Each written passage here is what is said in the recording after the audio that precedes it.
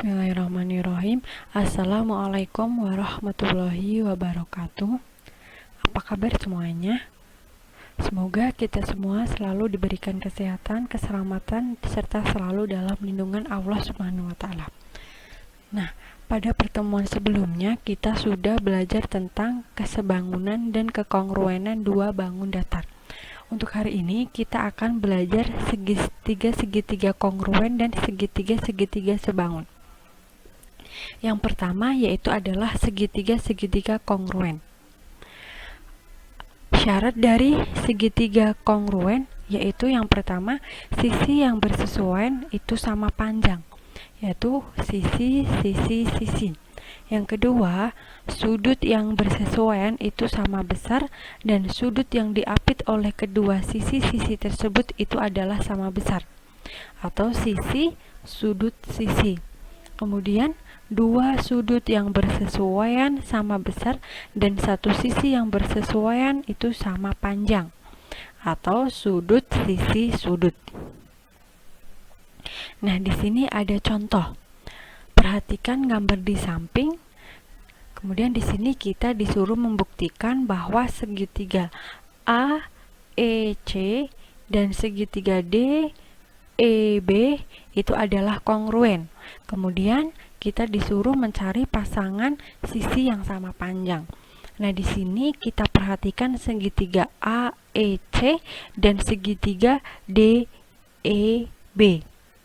Di sini ada tanda lengkung, yaitu pada sudut A dan sudut B.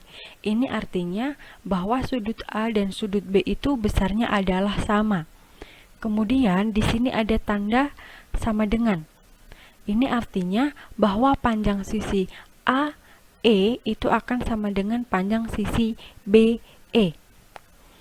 Kemudian kalian harus ingat sudut bertolak belakang. Di sini sudut AEC dan sudut DEB itu adalah bertolak belakang. Nah, karena kedua sudut ini adalah bertolak belakang, maka besar sudutnya itu sama.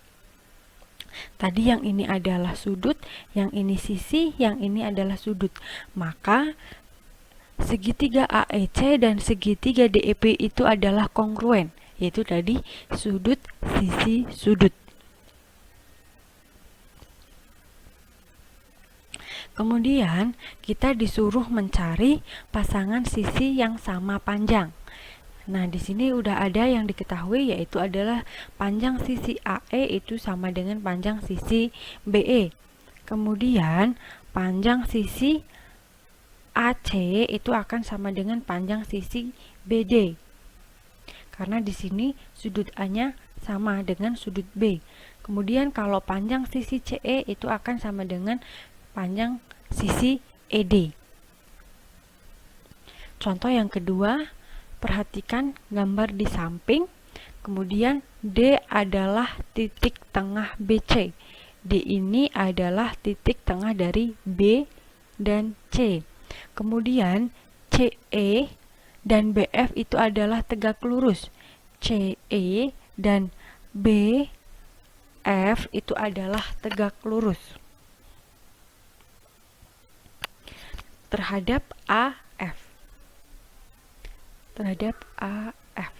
Kemudian kita disuruh membuktikan bahwa segitiga CED dan segitiga BFD itu adalah kongruen. Kemudian kita disuruh mencari sisi manakah yang panjangnya itu sama dengan CE.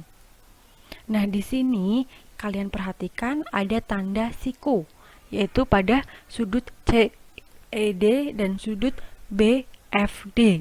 Itu artinya bahwa sudut E dan sudut F ini adalah besarnya sama, yaitu 90 derajat. Kemudian sudut EDC dan sudut BDF atau FDB itu adalah bertolak belakang, yaitu ini dan sudut ini. Tadi diketahui bahwa sudut yang bertolak belakang itu hasilnya sama besar sudutnya. Nah, kemudian karena tadi CD itu sama dengan BD karena dia adalah titik tengah dari BC. Karena titik tengah itu artinya bahwa D ini memiliki sisi yang sama, yaitu CD dan BD. Nah, jadi karena tadi ini adalah sudut, ini sudut, kemudian ini adalah sisi, maka segitiga CED dan segitiga BFD itu adalah kongruen. Kemudian untuk sisi CE itu sama dengan sisi FB. Nah, contoh yang ketiga, di sini kita akan menentukan panjang sisi. Pada gambar berikut, diketahui segitiga ABC dan segitiga PQR itu adalah kongruen. Kongruen maka artinya bahwa ukurannya sama, bentuknya pun sama. Tentukan panjang PQ. Kemudian disuruh menentukan sudut R-nya. Nah, segitiga ABC dan segitiga PQR ini adalah kongruen, maka besar sisi dari PQ itu akan sama dengan besar sisi AB, yaitu 4,5 cm. Kalau besar sudut R itu akan sama dengan besar sudut C. Nah, di sini digambar diketahui bahwa untuk sudut B ini adalah besarnya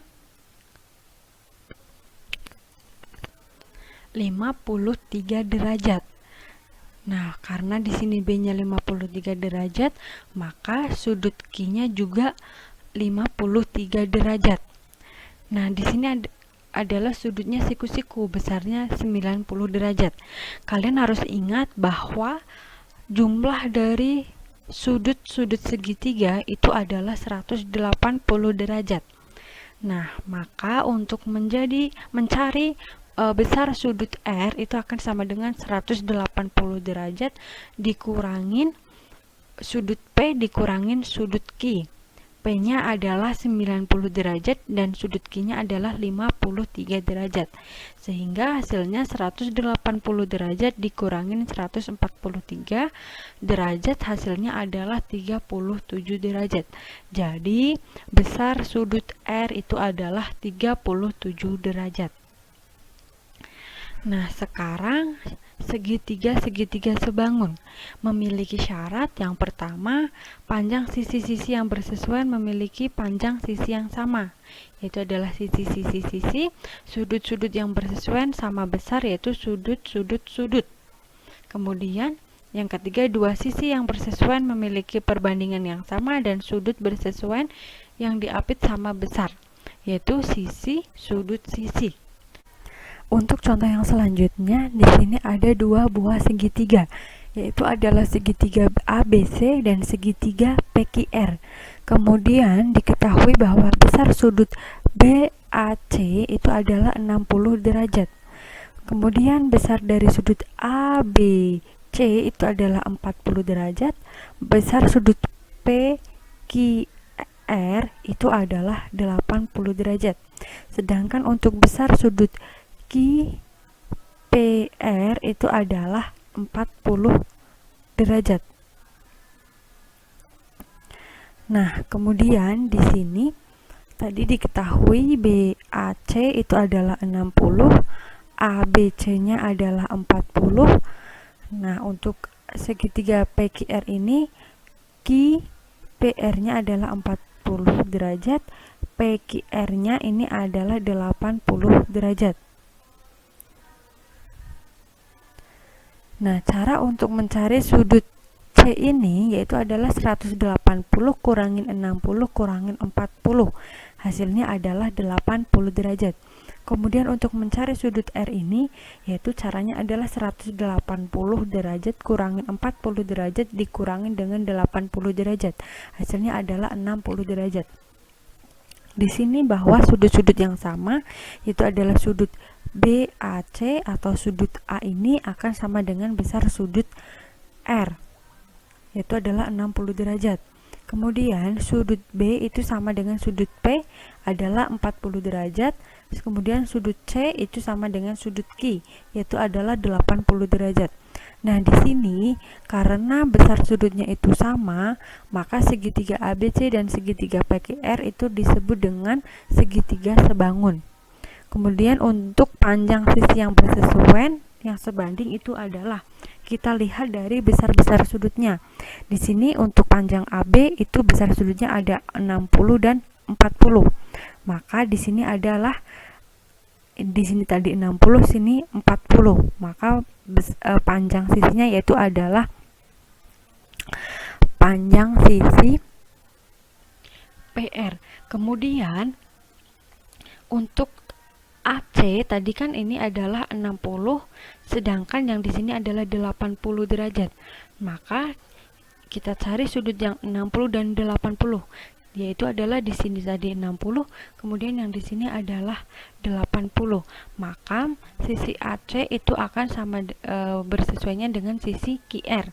Kemudian kalau sisi BC ini kan ini 40, yang sini 80. Maka bersesuainya itu dengan sisi yang PQ. Contoh yang selanjutnya, di sini ada segitiga DEF dan segitiga KLM. Diketahui DE-nya adalah 6 cm, EF-nya 4 cm, DF-nya 8 cm, sedangkan KL-nya 12 cm, LM-nya adalah 20 cm. Nah, dari sisi-sisi yang diketahui itu kita disuruh mencari apakah kedua segitiga itu sebangun, kemudian apa alasannya.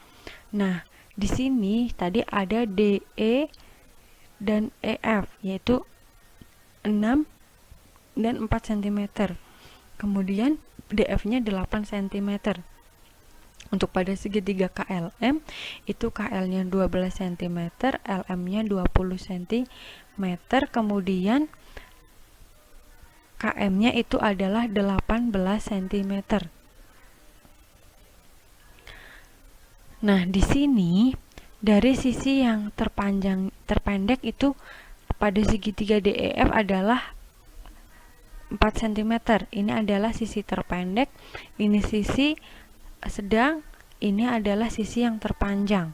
Kemudian di sini yang terpendeknya adalah 12 cm, sedangnya 18 cm, terpanjangnya adalah 20. Nah, sekarang kita bandingkan sisi pada segitiga DEF dan segitiga KLM sesuai panjangnya. Tadi kan kalau yang terpendek di segitiga DEF itu adalah 4. Maka 4 cm dibanding yang KLM itu adalah 12 cm terpendeknya. Sehingga perbandingannya adalah 1:3. Ini adalah sisi terpendeknya. Kemudian sisi sedangnya itu adalah ada 6 dan ada 18. Maka 6:18 adalah 1:3. Kemudian yang terpanjangnya ada 8 dan ada 20. Maka perbandingannya adalah 8:20 atau sama dengan 2:5.